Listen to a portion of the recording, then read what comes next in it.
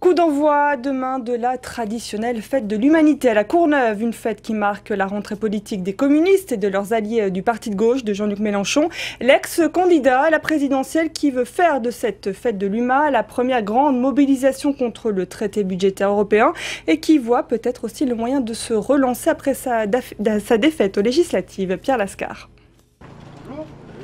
On avait quitté un Jean-Luc Mélenchon usé par la campagne législative à Hénin-Beaumont. Il était arrivé troisième derrière son concurrent socialiste et Marine Le Pen. Notre concurrent à gauche, quoiqu'il ait perdu 8000 voix et 5 points, reste devant nous. La loi est ainsi faite que c'est donc lui qui sera au deuxième tour et non pas moi. Quelques semaines de vacances au Venezuela plus tard, le porte-voix du Front de gauche a fait un retour offensif et remarqué. Plan de bataille, interpeller le gouvernement héros pour pointer les lenteurs et les faiblesses du pouvoir socialiste. Je déplore que Jean-Marc Ayrault choisisse comme symbole de sa rentrée politique d'aller au MEDEF plutôt que de voter, de proposer la loi d'amnistie des syndicalistes condamnés, comme je l'ai proposé, comme nous l'avons demandé, nous au Front de gauche. Nous pensons qu'il faut que les syndicalistes qui ont été condamnés pendant les années Sarkozy, tous pour une criminalisation de leur activité syndicale, soient amnistiés. Ça, il ne le fait pas, mais aller faire des risettes au MEDEF, oui, je ne suis pas d'accord. Autre objectif de cette rentrée pour Jean-Luc Mélenchon, démarrer une campagne pour demander un référendum sur le futur traité européen. Et c'est à Hénin-Beaumont qu'il a décidé de lancer son offensive. C'est compliqué ce qu'on a à faire, il faut expliquer le traité européen, personne n'y comprend rien, c'est fait pour d'ailleurs, pour qu'on n'y comprenne rien. Mais je sens que le rendez-vous va être un grand rendez-vous politique du pays. À la veille de la fête de l'Humanité, Jean-Luc Mélenchon et le Front de gauche ne semblent toujours pas avoir choisi entre soutien critique au gouvernement et opposition.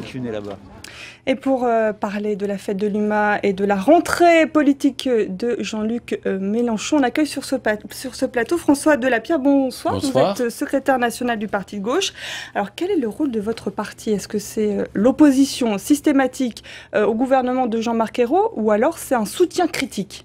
Non, nous on s'inscrit pas ni dans l'opposition, ni dans la majorité parlementaire, ni dans le soutien. D'ailleurs, on n'a pas voté la confiance au gouvernement. Nos parlementaires se sont abstenus parce qu'on a notre propre orientation. On est autonome, il faut l'accepter. Le Front de gauche a un diagnostic sur la crise, des propositions, une stratégie qui n'est pas celle du pouvoir. C'est pour ça d'ailleurs que nous avions un candidat à l'élection présidentielle. Le Parti socialiste, c'est quoi? C'est un adversaire pour vous aujourd'hui? Non, moi je compte beaucoup d'amis au sein du Parti socialiste, mais il y a une divergence. On doit quand même être en capacité. C'est vrai que maintenant, soit on est immédiatement contre des ennemis, je dirais, à mort, soit il faut approuver, soutenir la politique qui serait conduite par le gouvernement. Ça n'a pas de sens. C'est-à-dire, la gauche, elle est diverse, il y a plusieurs thèses, il y a plusieurs positions qui existent, et c'est un débat qui est un débat nécessaire pour la démocratie et nécessaire pour la gauche elle-même.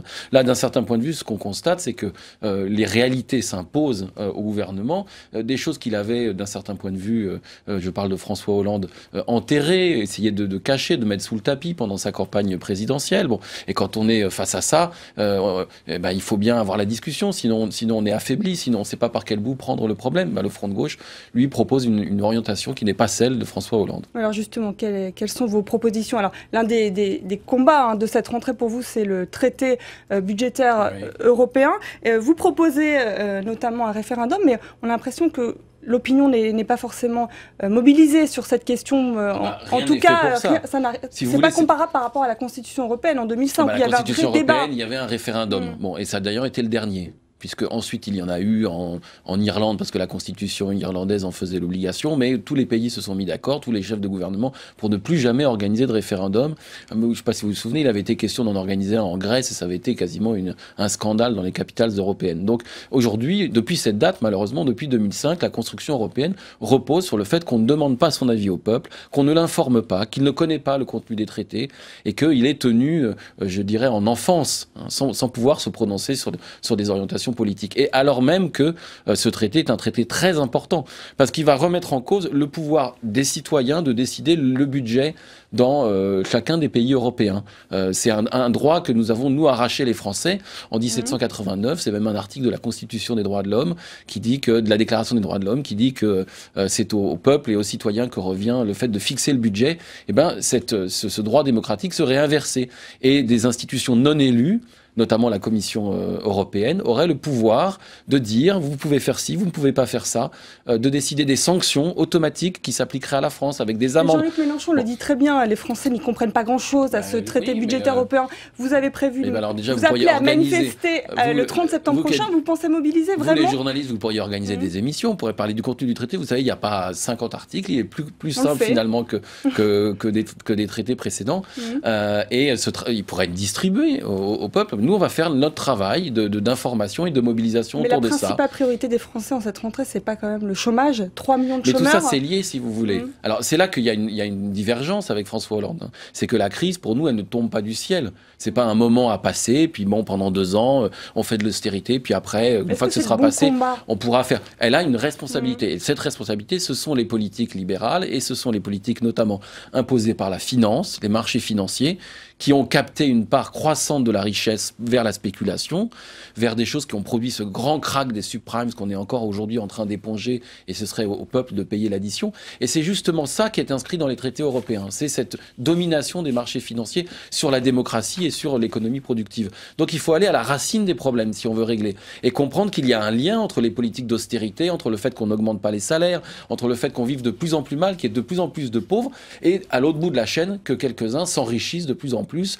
et que les actionnaires aient un pouvoir que devenu exorbitant sur les sociétés. Merci François Delapierre d'avoir répondu à nos questions. Et la fête de l'humanité, c'est bien sûr ce week-end à la Courneuve.